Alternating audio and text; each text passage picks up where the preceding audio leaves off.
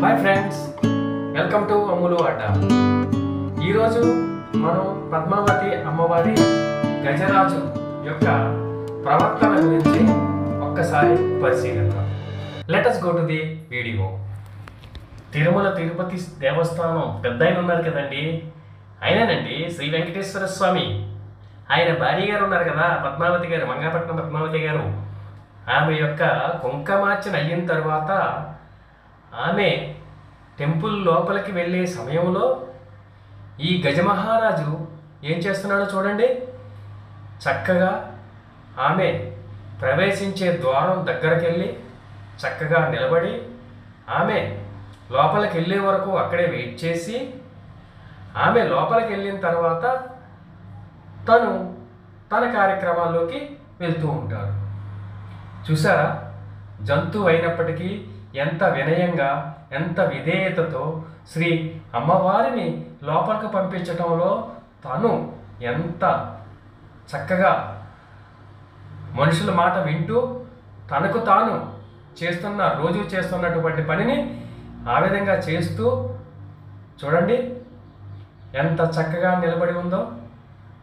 అమ్మవారు లోపలికి వెళ్ళే వరకు అట్లాగే నిలబడి ఉంటుంది. అమ్మవారు లోపలికి వెళ్ళిన తర్వాత ఆమె అనుగ్రహం తీసుకుని ఆ తరువాత తన నివాసానికి వెళ్తూ ఉంటుంది. చూసారా, గజరాజు యొక్క వినయ విధేయత, తన యొక్క బాధ్యత. అమ్మవారికి పంపించిన తర్వాత తన నివాసానికి వెళ్ళిపోతుంది. చూడండి, అది ఒక గజరాజు యొక్క భక్తి. అమ్మవారి ఎడల తనకున్నటువంటి భక్తి ఏ విధంగా తాను ఎక్స్ప్రెస్ చేసిందో అదండి శ్రీ పద్మావతి అమ్మవారి గజ మహారాజు యొక్క డైలీ కార్యక్రమం. చూడండి, భక్తులందరూ ఆమెను ఎంత చక్కగా చూస్తున్నారో.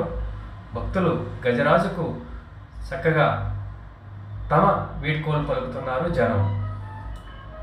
ఇదండి, చూశారు కదా. Thank you very much.